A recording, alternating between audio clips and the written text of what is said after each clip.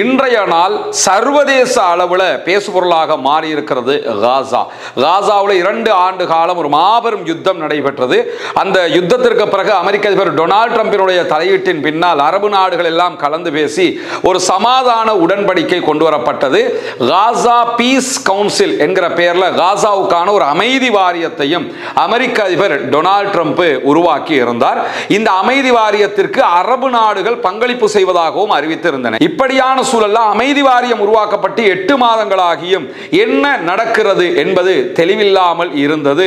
இந்த நிலையில தான் இன்றைய தினம் திடீரென வெளியான ஒரு செய்திதான், காசாவில் பாலஸ்தீன அப்பாவி மக்களுக்காக 20 ஆண்டுகளுக்கு மேலாக போராடி வரக்கூடிய மாபெரும் போராட்ட இயக்கமாக காசாவின் ஆட்சியாளர்களாக இருந்து செயல்படுகிற பாலஸ்தீன விடுதலை போராட்ட அமைப்பினரும் அவர்களோடு இணைந்து போராடுகிற சகோதர அமைப்புகளாக இருக்கிற மீதி 13 இயக்கங்களும், மொத்தம் 14 இயக்கங்களும் தங்களுடைய ஆயுதங்களை ஒப்படைப்பதாக அறிவித்திருந்தார்கள். இது பெரியதொரு எதிர்பார்க்காத திருப்பமாக மாறியிருந்தது. காரணம் என்னன்னா, 8 மாதங்களாக பாலஸ்தீன விடுதலை போராட்ட அமைப்புகள் ஆயுதத்தை கைவிடுவது என்கிற விவகாரத்தில் தான் பாரிய இழுபறிய நீடித்திருந்த நிலையில தான் இப்பொழுது ஓகே நாங்க ஆயுதத்தை ஒப்படைக்க ரெடியா இருக்கிறோம் என்கிற அறிவிப்பை விடுத்திருக்கிறார்கள். இந்த செய்தியில் இன்றைக்கு மேலதிகமாக என்ன நடக்கிறது என்பதை பார்ப்பதற்கு முன்பதாக ஒரு சில விஷயங்களை நம்ம மனதில் நிறுத்திக்கிட்டோம் என்று சொன்னா இதனுடைய பின்னணி தெளிவாக புரிந்துவிடும். ராஜதந்திரம் எந்த இடத்தில் இருக்கிறது என்பதையும் நாம் புரிந்து கொள்ள முடியும். குறிப்பாக எதிர்வருகிற நவம்பர் மாதத்தில் அமெரிக்காவில் தேர்தல் நடைபெற இருக்கிறது. காங்கிரஸ்கான தேர்தல் நடைபெற இருக்கக்கூடிய சூழல்ல அமெரிக்க அதிபர் டொனால்ட் ட்ரம்ப் பாரிய பின்னடைவை மக்களுக்கு மத்தியிலே சந்தித்து வருகிறார். நடைபெற்று முடிந்த பல உள்ளாட்சி தேர்தல்கள், நகராட்சி தேர்தல்கள் எல்லாம் அவருடைய கட்சி தோல்வி அடைந்தது. அவரே இறங்கி பிரச்சாரம் செய்த நியூயார்க் மேயருக்கான தேர்தலில் ஜஹரான் மம்தானி வெற்றி பெற்றார். இப்படி பலவிதமான தோல்விகளும் அவருக்கு எதிரானவர்களுடைய வெற்றிகளும் அமைந்திருக்கக்கூடிய சூழல்ல அவருக்கு எதிராக ஜெயிக்கக்கூடியவங்க எல்லாரையும் பார்த்தீங்கன்னா அவங்க எல்லோருமே பாலஸ்தீன ஆதரவாளர்களாகவும் இருக்கிறார்கள். இஸ்ரேலிய ஆதரவாளர்கள் தோல்வி அடைந்து கொண்டே இருக்கிறார்கள். இந்த சூழல்ல ஈரான் மீதான அமெரிக்காவினுடைய இஸ்ரேலோடு இணைந்த யுத்தம் மாபெரும் தோல்வியாக முடிந்திருக்கிறது. சும்மா இருந்த சங்க ஊதிக்கெடுத்தானங்கிற விதமாக சும்மா கடந்த ஹொர்முஸை இன்னைக்கு இழுத்து மூடப்பட்டதாக மாற்றிய ஒரு மாபாதக செயலை அமெரிக்க அதிபர் டொனால்ட் ட்ரம்ப் தான் செய்தார் என்கிற ஒரு நிலையும் இருக்கிறது. இப்படி ஒரு இடியப்ப சிக்கல்ல அமெரிக்க அதிபர் டொனால்ட் ட்ரம்ப் மாட்டிக்கிட்டு இருக்கிறாரு. எதிர்வருகிற தேர்தலில் அவருக்கு கண்டென்ட்டே இல்லாத அளவுக்கு நிலைமை மாறி போயிருக்கக்கூடிய சூழல்ல தான் பாலஸ்தீன விடுதலை போராட்ட அமைப்பினருடைய இந்த அறிவிப்பு அமெரிக்க அதிபர் டொனால்ட் ட்ரம்புக்கு ஒரு வெகுவான ஜனரஞ்சகமான அறிவிப்பாக மாறி இருக்கிறது. வானத்துக்கும் பூமிக்கும் இடையில் அவர் துள்ளி குதிச்சு அறிவிப்பு வெளியிடுகிற அளவுக்கு ரொம்ப மகிழ்ச்சிகரமான அறிவிப்பாக அவர் இதை பார்க்கிறார். காரணம் என்னன்னா, எலெக்ஷன்ல நான் தான் காசாவில் சமாதானத்தை கொண்டு வந்தேன், பாலஸ்தீன விடுதலை அமைப்பு ஆயுதத்தை கீழே வைக்கிறேன்னு சொல்லிட்டாங்க என்று இதையே ஒரு பிசினஸ் ஆக்கி ஜெயிக்கலாம் என்கிற ஒரு மேலெண்ணம் அவருக்கு இருக்கிறது, ஒரு கனவு இருக்கிறது. அதனால அவர் ரொம்ப மகிழ்ச்சியாக இந்த செய்திகளை பரப்பிக்கிட்டு சொல்லிக்கிட்டு திரியிறாரு அப்படின்னு வச்சுக்கிறீங்களேன். ஆனால் இதே நேரம் அக்டோபர் மாத கடைசியில நெதன்யாகு பங்கேற்கிற இஸ்ரேலுடைய தேர்தலும் வர இருக்கிறது. பாராளுமன்ற தேர்தல், இஸ்ரேலுடைய பாராளுமன்றம் நெசட் கலைக்கப்பட்டிருக்கிறது. அந்த தேர்தல் நெருங்கி வருகிறது. அவருக்கு எதிரான பிரச்சாரங்கள் எதிர்க்கட்சிகள் தொடர்ந்து நடத்தி கொண்டிருக்கிறார்கள். இந்த சூழல்ல பாலஸ்தீன விடுதலை அமைப்பினர் அப்போது ஆயுதங்களை கீழே வைப்பதாக அறிவித்திருக்கிறார்கள். இது இஸ்ரேலிய பிரதமராக இருக்கிற பெஞ்சமின் நெதன்யாகுவுக்கு ஒரு மிக பெரும் பின்னடைவாக மாறிவிடும். பார்க்கிறதுக்கு ஓகே தானே, இஸ்ரேல் கேட்டதை தானே செஞ்சிருக்கிறாங்கிற மாதிரி உங்களுக்கு தோணும். நம்ம எல்லாருக்குமே அதான் தோணும். ஆனால் இதனை இஸ்ரேலியர்கள் ஏற்றுக்கொள்ள மாட்டார்கள் என்பது வெளிப்படையாக தெரிந்துவிட்டது. எனவே இதை அவர் ஏற்றுக்கிட்டார்னா அவருக்கு தேர்தலில் மிகப்பெரிய பின்னடைவாகி விடும் என்பதுதான் அடிப்படையான விவகாரம். ஏன்னா யுத்தத்தில் அவங்க சொன்ன எதையுமே அவங்களால செய்ய முடியாம போயிடுச்சு. யுத்தத்தில் தோத்துட்டாங்க. இப்ப நாங்க பாத்தீங்களா ஆயுதத்தை கீழே வச்சுட்டோம்னா அவங்களுக்கு வியாபாரம் பண்ண முடியாது. இந்த ஒப்பந்தத்தை ஏற்றுக்கொண்டால் அந்த ஆயுதம் தொடர்பான விவகாரங்கள் பின்னாடி நம்ம சொல்ல இருக்கிறோம், அது எல்லாமே அவருக்கு பின்னடைவாக மாறிடும். சரி, மூன்றாம் தரப்பாக இருக்கக்கூடிய காசாவினுடைய பாலஸ்தீன விடுதலை போராட்ட அமைப்பினருக்கு இதிலே என்ன கஷ்டம் என்ன லாபம் இருக்குதுன்னு பார்த்தீங்கன்னா, அவர்கள் முழுவதுமாக பார்ப்பது பாலஸ்தீன மக்களுடைய வாழ்க்கை நிலை. இந்த யுத்தத்தினால அவர்களுக்கு உணவு கஷ்டம், தண்ணீர் கஷ்டம், மருத்துவ கஷ்டம் என்று பலவிதமான கஷ்டங்களை பாலஸ்தீன அப்பாவிகள் உணர்ந்து கொண்டிருக்கிறார்கள். எனவே ஆயுதங்களை நம்ம யார்கிட்ட போய் கொடுக்க போறோம்? நம்ம மக்கள்கிட்ட கிட்டே தானே கொடுக்க போறோம், இஸ்ரேல்கிட்ட கொடுக்கல அல்லது அமெரிக்காட்ட கொடுக்கல, பாலஸ்தீனத்துக்குள்ளே இருக்கக்கூடிய மக்கள்கிட்ட தான் கொடுக்க போறோம். அதே நேரம் அவங்க யாரை வச்சு பாலஸ்தீனத்தை ஆள போறாங்க, பாலஸ்தீன மக்களை வச்சு தான் ஆளணும். அவங்க யாரை போலீஸுக்கு சேர்ப்பாங்க, நம்ம மக்களை தான் போலீஸுக்கு சேர்ப்பாங்க. அவங்க யாரை ராணுவத்துக்கு சேர்ப்பாங்க, நம்ம மக்களை தான் ராணுவத்துக்கு சேர்ப்பாங்க. எது எப்படி போனாலும் பாலஸ்தீனத்தில் பாலஸ்தீன விடுதலை அமைப்பு என்கிறத பொறுத்தவரையில் அவர்கள் ஒரு இயக்கமாக இல்லை, ஒரு சித்தாந்தமாக மாறி இருக்கிறார்கள். அதனால தான் இஸ்ரேல் காசாவில் இருக்கிற அத்தனை பேருமே பாலஸ்தீன விடுதலை போராட்ட அமைப்பாகத்தான் பார்ப்பாங்க. காரணம் என்னன்னா, அது ஒரு கொள்கையாகவே இஸ்ரேலுக்கு எதிராக எங்கள் பூமியை மீட்பது என்பது ஒரு கொள்கையாக மாறி இருக்கிறது. எனவே ஆயுதத்தை நம்ம வெளியில கொடுத்தா தான் பிரச்சனை, நம்ம கிட்ட தான் கைமாற்ற போறோம் போது அது அவங்களுக்கு எந்த பிரச்சனையுமாக மாறப்போவதில்லை. அதனால் ஆயுதத்தை ஓகே கையில நாங்க கீழே வச்சிடறோம் என்று சொல்லி இன்னொரு தரப்பிட்டு அவங்க கொடுக்கிறதுனால காசா மக்களுக்கு நலவுகள் நடக்கும் என்றால் அதை அவர்கள் வரவேற்பார்கள். இல்லாத பட்சத்தில் மீண்டும் ஒரு யுத்தத்திற்கு அவர்கள் போவதற்கும் தயங்க போவதில்லை என்பதால் அவர்கள் இந்த சிச்சுவேஷனுக்கு வந்திருக்கிறாங்க. எனவே பாலஸ்தீன விடுதலை போராட்ட அமைப்பினருக்கு இதுல லாபம் தான் இருக்குது, தவிர நஷ்டம் எதுவுமே கிடையாது. ஆனால் அமெரிக்க அதிபருக்கு லாபம் வந்தால் நெத்தன்யாஹுவுக்கு நஷ்டம், நெத்தன்யாஹுவுக்கு லாபம் வர வேண்டும் என்றால் அமெரிக்க அதிபருக்கு கஷ்டமும் நஷ்டமுமாக மாறிவிடும். இதுதான் இப்ப இருக்கக்கூடிய கிரவுண்ட் சிச்சுவேஷன் ஆகி இருக்கிற நிலையில தான் இன்றைக்கு வெளியாக இருக்கக்கூடிய மேலதிகமான தெளிவுகள் பிரகாரம் பாலஸ்தீன விடுதலை போராட்ட அமைப்பினரை பொறுத்தவரையில் அவர்கள் பாலஸ்தீன தேசிய கட்டமைப்பின் ஒரு அங்கமாகவே செயல்படுவோம் என்பதை இன்றைக்கு அறிவித்திருக்கிறார்கள். நாங்கள் ஆட்சியை தான் கையில் கொடுத்திருக்கிறோம், அதனால நாங்கள் அப்படியே இல்லாம போறோம்னு அர்த்தம் கிடையாது. நாங்கள் ஆயுதத்தை கையில் கொடுக்கிறோம்ங்கிறதுனால இவங்க இனி அட்ரஸே இல்லைன்னு அர்த்தம் கிடையாது. நாங்கள் பாலஸ்தீனர்கள் பாலஸ்தீன தேசிய அரசாங்கத்தின் ஒரு அங்கமாகத்தான் நாங்கள் இருக்க போகிறோம் என்கிறார்கள். அதுதான் உண்மையும். அதை மாற்ற அதை அப்படி ஒன்று பண்ண முடியாது. என்னதான் சொன்னாலும் அவங்க அந்த நாட்டு மக்கள், அந்த சிந்தனை கொண்ட மக்கள் அங்கே தான் இருக்க போறாங்க. இஸ்ரேலை ஆதரிக்க முடியாது, இஸ்ரேலை எதிர்த்து தான் நிற்க போறாங்க. அதை எங்க நாடு அதை மீட்டெடுக்கணும்னு சொல்ல போறாங்க. அதுதான் அவர் சொல்றாரு, நாங்கள் தேசிய அரசாங்கத்தின் ஒரு கட்டமைப்பாகத்தான் அங்கமாகத்தான் இருக்க போகிறோம், அரசியல் களத்திலிருந்து நாங்கள் வெளியேற போவதில்லை என்பதையும் தெளிவாக சொல்லியிருக்கிறார். அதே நேரத்தில் பாலஸ்தீன தேசிய கட்டமைப்பின் ஒரு ஒருங்கிணைந்த அங்கமாக செயல்படுவோம் என்று காசி ஹம்மாத் அவர்கள் இன்றைக்கு வெளியிட்டிருக்கக்கூடிய அறிவிப்பு சொல்லியிருக்கிறார். இவர் பாலஸ்தீன விடுதலை போராட்ட அமைப்பினுடைய ஒருங்கிணைந்த பேச்சுவார்த்தை குழுவின் ஒரு முக்கிய அங்கத்தவராக இருக்கக்கூடிய நேரத்தில் தான் இந்த ஒப்பந்தம் அசாதாரணமான ஒரு கடினமான கடுமையான சூழ்நிலைகளின் கீழ் எட்டப்பட்டிருக்கிறது என்று சொல்லியிருக்கிறார்கள். உண்மையும் கூட. மக்களுக்கு தண்ணி தேவை, மக்களுக்கு உணவு தேவை, மக்களுக்கு மருந்து தேவை. இப்ப என்ன பண்றது என்கிற ஒரு இக்கட்டும் அவர்களுக்கு இருக்கிறது.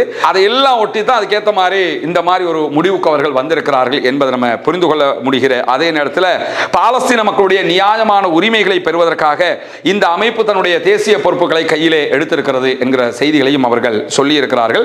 காசா ஒப்பந்தம் என்பது ஆயுதங்களை பற்றிய ஒன்று மட்டுமல்ல, அது ஒரு விரிவான ஒப்பந்தத்தின் தொகுப்பு என்று சொல்லுகிறார் பாலஸ்தீன விடுதலை போராட்ட அமைப்பினுடைய அதிகாரி காசி ஹம்மாத் அவர்கள். அதை தாண்டி அவர் சொல்லும் போது இஸ்ரேலிய ஆக்கிரமிப்பு ராணுவ தாக்குதல்களை முடிவுக்கு கொண்டு வர வேண்டும், எங்களுடைய ஒப்பந்தத்தில் இருக்கக்கூடிய பல முக்கியமான பகுதிகள் என்று சொல்கிறார்கள். நாங்கள் ஆயுதத்தை கொடுக்கணுமா இருந்தால் இஸ்ரேலிய ஆக்கிரமிப்பு ராணுவம் காசாவுக்குள்ள எந்த தாக்குதல்களையும் நடத்தக்கூடாது, அதற்கு அவர்கள் ஒப்புக்கொள்ள வேண்டும். அதே நேரத்தில் காசா ஒப்பந்தம் என்பது ஆயுதங்களை பற்றியது மட்டுமல்ல, ஒரு விரிவான ஒப்பந்தத்தின் தொகுப்பு என்கிறார் காசி ஹம்மாத் என்கிற பாலஸ்தீன விடுதலை போராட்ட அமைப்பினுடைய முக்கியமான பேச்சாளர். இன்றைக்கு அவர் அல் ஜசீராவுக்கு தெரிவித்திருக்கக்கூடிய கருத்துக்கள்ல ஆயுதத்தை கீழே வைக்கிறோம்னா சும்மா வைக்கிறோம் அர்த்தம் கிடையாது. காசாவுக்குள்ள எந்த விதமான தாக்குதல்களையும் இஸ்ரேல் இனி வரலாற்றில் நடத்த முடியாது என்கிற ஒப்பந்தத்திற்கு வரவேண்டி இருக்கிறது. அதே போன்று காசா பகுதிகளில் இருந்து இஸ்ரேலிய ஆக்கிரமிப்பு ராணுவம் படைகளை முழுவதுமாக திரும்ப பெற வேண்டும். தேசிய குழு அதே போன்று சர்வதேச படைகள் நிலைநிறுத்தப்பட வேண்டும். தேசிய குழு வந்து பொறுப்பெடுத்துறனே, அவங்க தான் காசாவை ஆளுவாங்க. அவங்க தற்காலிகமாக சர்வதேச நிலைநிறுத்தல் படை, அரபு நாடுகளுடைய ராணுவங்களை கொண்ட சர்வதேச நிலைநிறுத்தல் படை ஒன்றை கொண்டு வந்து நிறுத்திவிட வேண்டும். அத்தோடு சேர்த்து காசாவை புனரமைக்க ஆரம்பிக்க வேண்டும். உடைக்கப்பட்ட கட்டிடங்களை கட்டணும், அழிக்கப்பட்ட இடங்களை உருவாக்கணும், மருத்துவமனைகளை உருவாக்கணும், ஸ்கூல்ஸை உருவாக்கணும், பணம் தேவை, எல்லாவற்றையுமே அடுத்து செய்வதற்கு ஆரம்பிக்க வேண்டும். இதையெல்லாம் செய்கிறது தான் இந்த யுத்த நிறுத்தத்துடைய ஆயுதத்தை நாங்கள் கொடுக்கிறோம்ங்கிறதுடைய அர்த்தமே தவிர சும்மா கொடுக்கிறோம் என்று அர்த்தம் கிடையாது என்று சொல்லக்கூடிய பாலஸ்தீன விடுதலை போராட்ட அமைப்பினுடைய பொறுப்பாளர் மேலதிகமாக என்ன சொல்றார் சொல்றாருன்னு கேட்டா, கனரக ஆயுதங்கள் தொடர்பாக அவர் பேசி இருக்கிறார். பாரி ஆயுதங்கள் இருக்கிறதா இல்ல, ஏவுகணைகள், அந்த மாதிரி ஆயுதங்கள், அது தொடர்பாக பேசுகிற நேரத்தில் தன்னுடைய ஆயுத கிடங்குகளை தேசிய குழுவின் பொறுப்பு அதே போன்று மேற்பார்வையின் கீழ் சேமித்து வைப்பதற்கு பாலஸ்தீன விடுதலை அமைப்பு ஒப்புக்கொள்ளும். தேசிய மட்டத்தில் யாரு ஆட்சி பொறுப்பில் இருப்பாங்களோ அவங்களுடைய கண்காணிப்புக்கு கீழாக இந்த இடத்துல நாங்கள் வைப்போம் அப்படின்னு வைப்பாங்க. அப்படி வச்சுட்டா நினைச்ச நம்ம அவங்களுக்கு எடுக்க முடியும், உள்ள யாரும் வர முடியாது, அவங்க அதை அவங்களோட மேற்பார்வையின் கீழ் வைப்பதற்கு தயாராக இருக்கிறார்கள் என்கிற செய்திகளையும் இன்றைக்கு அவர் சொல்லியிருப்பது மட்டுமல்லாம, காசா ஒப்பந்தத்தில் இஸ்ரேலுடைய பங்கு குறித்து மேலதிகமான கேள்விகள் எழும்புகிறது அப்படின்னு சொல்லி இன்றைக்கு பெஞ்சமின் நெதன்யாஹுக்கு எதிராக போட்டி போடக்கூடியவரும் மக்களுக்கு மத்தியிலே பெஞ்சமின் நெதன்யாஹுக்கு எதிராக இந்த தேர்தலில் வெற்றி பெறுவார் என்று எண்ணம் கொள்ளக்கூடிய இடத்துல இருக்கக்கூடிய ஒருவருமாக இருக்கிற லிக்குட் கட்சிக்கு சவால் விடுக்கக்கூடிய புதிதாக உருவாக்கப்பட்ட யசார் கட்சியினுடைய தலைவர் காடி ஐசன்கோட் இன்றைக்கு தெரிவித்திருக்கிறார். அதாவது காசாவுல ஆயுதத்தை கீழே வைக்கிறோம் என்று பாலஸ்தீன விடுதலை அமைப்பு அறிவிச்சதை இஸ்ரேல்ல யாராலையுமே ஜீரணிக்க முடியல. ஏன்னா இவங்க சமாதானத்தை விரும்புற ஆட்களே கிடையாது, சண்டையை மட்டுமே விரும்பக்கூடியவங்க. இவ்வளவு காலமா என்ன சொன்னாங்கன்னா, பாலஸ்தீன விடுதலை அமைப்பு ஆயுதத்தை கீழே வச்சுட்டா நாங்க எல்லாத்துக்கும் ரெடினாங்க, ஓகே நாங்க ஆயுதத்தை கீழே வைக்கிறோம்ட்டாங்க. இப்ப அதை ஏத்துக்கிற முடியாது அப்படின்னு வந்து நிக்கிறாங்க. இது அவர்களுடைய பாணியும் கூட. ஏன் அதை ஏத்துக்கிற முடியாதுன்னு சொல்றாங்கன்னு கேட்டா, இந்த எலெக்ஷன்ல எல்லாரும் வெல்லணும், இதை ஏத்துக்கிட்டா எலெக்ஷன்ல வெல்ல முடியாதுங்கிறதுனால, ஏன்னா அந்த மக்கள் சண்டையை விரும்புறவன்ட்ட போய் சமாதானத்தை பத்தி பேச முடியாதுல்ல. அதனாலதான் இந்த செய்திகளை அவங்க சொல்றது மட்டுமல்லாம, பாலஸ்தீன விடுதலை போராட்ட அமைப்பினர் ஆயுதங்களை களைவது உள்ளடக்கிய ஒரு செயல் திட்டத்துக்கு ஒப்புக்கொண்ட செய்திக்கு ஒரு பெரிய எதிர்வினையாக காடி ஐசன்கோட்டுடைய இந்த அறிவிப்பை பார்க்க முடிகிற அதே நேரத்தில், இந்த காடி ஐசன்கோட் இஸ்ரேலுடைய முன்னாள் ராணுவத்தினுடைய தலைமை தளபதியாக செயல்பட்டவர் மட்டுமல்லாம, நெதன்யாகு இந்த ஒப்பந்தத்தை பொதுமக்களிடம் ஏன் சமர்ப்பிக்கவில்லை என்ற கேள்வியை எழுப்பி இருக்கிறார். ஓகே, ஒரு ஒப்பந்தத்துக்கு போறீங்கன்னா உங்களுக்கு அந்த ஒப்பந்தத்தில் காப்பியை தந்தாங்கல்ல, அதை ஏன் பப்ளிக்கில் நீங்க கொண்டு கொடுக்கல, மக்கள்கிட்ட ஏன் காட்டல? இந்த அடிப்படையில் தான் ஆயுதத்தை பாலஸ்தீன விடுதலை போராட்ட அமைப்புகள் கீழே வைக்க போறாங்க அப்படின்னு நீங்க ஏன் காட்டல? எனவே இதுல எங்களுக்கு சந்தேகம் இருக்கிறது என்று கிளப்ப ஆரம்பிச்சிட்டாங்க. அது மட்டுமல்லாம, இஸ்ரேலுடைய பங்களிப்பு இல்லாம இது ஒரு திணிக்கப்பட்ட ஒரு ஒப்பந்தமாக இருக்கிறது என்கிற ஒரு கருத்தையும் அவர் சொல்லி இருக்கிறாரு.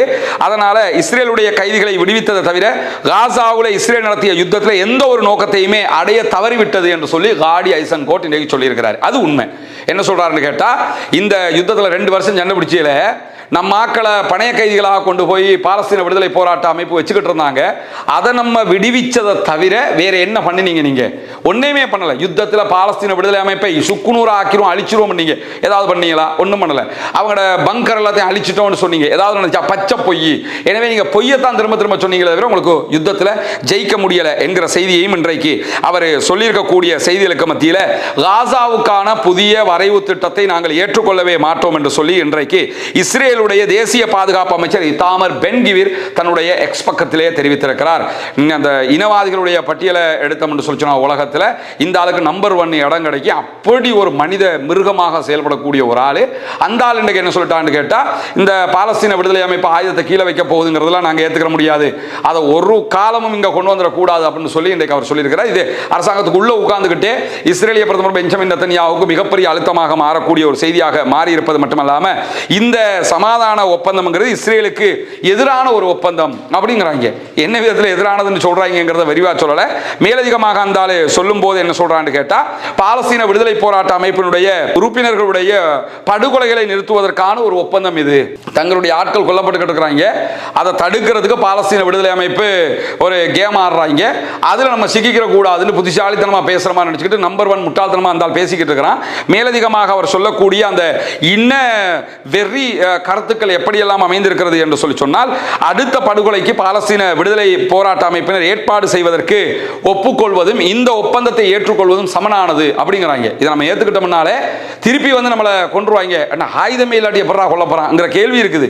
ஆனா கொல்லுவாங்க அப்படின்னு சொல்லக்கூடிய அந்த ஆளு அமைச்சர் இஸ்ரேலுடைய இத்தாமர் பென் கிவிர் மேலதிகமாக என்ன சொல்றாருன்னு கேட்டா, காசாவில் படுகொலைகள் தொடர வேண்டும், காசாவில் நம்ம அட்டாக் பண்ணிக்கிட்டே இருக்கணும், அவங்கள கொண்டுகிட்டே இருக்கணும், வெளிப்படையா பேசுறாங்க.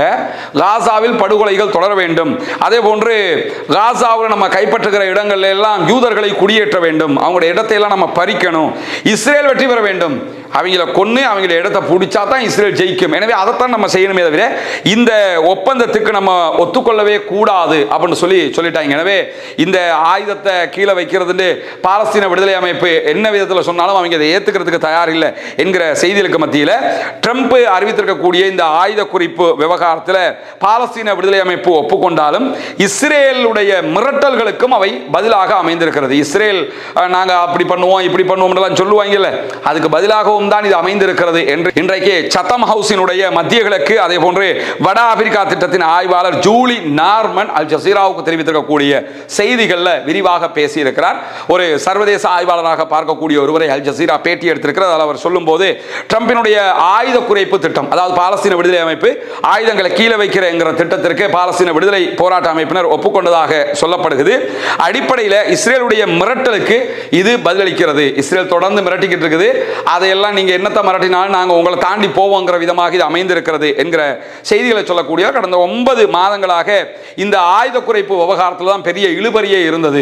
இப்பொழுது ஏதோ ஒரு வகையில் ஒரு முடிவு வந்திருக்கிற மாதிரி தெரிந்தாலும் இந்த ஆயுதங்களை யாரு கையில் எடுப்பான்னு சொல்லி காசாவை சேர்ந்தவர்களே கையில் எடுப்பார்கள் என்பது காசாவை சேர்ந்த பாலஸ்தீன விடுதலை போராட்ட அமைப்பினருடைய ஒரு மறுபக்க வெற்றியாகத்தான் பார்க்க முடியும் என்கிற செய்திகளை அவர் சொல்லுகிறது. மட்டுமல்லாம மேலதிகமாக என்ன சொல்றாங்கன்னு கேட்டா, பாலஸ்தீன விடுதலை போராட்ட அமைப்பினர் தங்களுடைய ஆயுத குறைப்புக்கான ஒரு செயல் திட்டத்திற்கு ஒப்புக்கொண்டுள்ளது என்ற அறிவிப்பு இந்த நிலைமைகள் எல்லாத்தையுமே மாற்றிக்கிட்டு இருக்குது. அதே நேரம் களத்தில் நிலைமைகள் விரைவில் மாறும் என்பதற்கான சாத்தியங்கள் குறைவு. நாங்கள் ஆயுதங்களை கீழே வைப்போம்ன்றதுக்காக நாளைக்கு வச்சிட மாட்டாங்கல்ல, உடனடியாக களத்தில் இதெல்லாம் மாறும்ங்கிறது சாத்தியம் இல்லை. இஸ்ரேல் அதை ஏற்றுக்கொள்வதற்கான வாய்ப்பும் கிடையாது. அக்டோபர் மாத தேர்தல்களை எதிர்கொள்கிறார் பெஞ்சமின் நெத்தன்யாகு. அதே போன்று நவம்பர் மாதத்தில் தேர்தல்களை எதிர்கொள்கிறார் அமெரிக்க அதிபர் டொனால்ட் ட்ரம்ப். இந்த மாதிரியான ஒரு சூழல்ல இந்த பேச்சுவார்த்தைகள் எப்படியான மாற்றங்களை கொண்டு வரும் என்கிற கேள்விகள் எல்லாம் எழுகிறது என்று சொல்லி சத்தம் ஹவுஸினுடைய இந்த ஆய்வாளர்கள் சொல்வது மட்டுமல்லாம மேலதிகமாக அவர் என்ன சொல்றாருன்னு கேட்டா, இந்த செயல்முறை என்பது மெதுவாக கையாளப்படக்கூடிய ஒரு விஷயம். இது பாலஸ்தீன விடுதலை போராட்ட அமைப்புகளுக்கு சாதகமானதாகத்தான் அமைய போகிறது.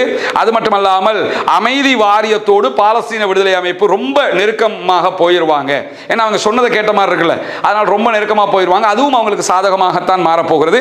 உண்மையான ஆயுத களைவு என்பது உடனடியாக நடப்பதற்கான வாய்ப்பு தற்போதைக்கு இல்லை என்று சொல்லி இன்றைக்கு சத்தம் ஹவுஸினுடைய ஆய்வாளர் ஜூலி சொல்லியிருக்கக்கூடிய செய்திகளை அல் ஜசீரா ஒரு பிரேக்கிங் நியூஸாக போட்டுக்கிட்டு இருக்கிறாங்க. எனவே இது ஆயுத களைவு என்று சொல்லப்பட்டாலும் ரொம்ப ஆழமாக யோசித்து கத்தர், ஈஜிப்ட், டர்க்கியோடு ஆலோசனைகளை பண்ணி பாலஸ்தீன விடுதலை போராட்ட அமைப்பினர் பாலஸ்தீன மக்களின் நலன் கருதி எடுத்த ஒரு மிகச்சிறந்த தீர்மானமாக பார்க்க முடியும். பொறுத்திருந்து பார்ப்போம் என்னவெல்லாம் நடக்கும்.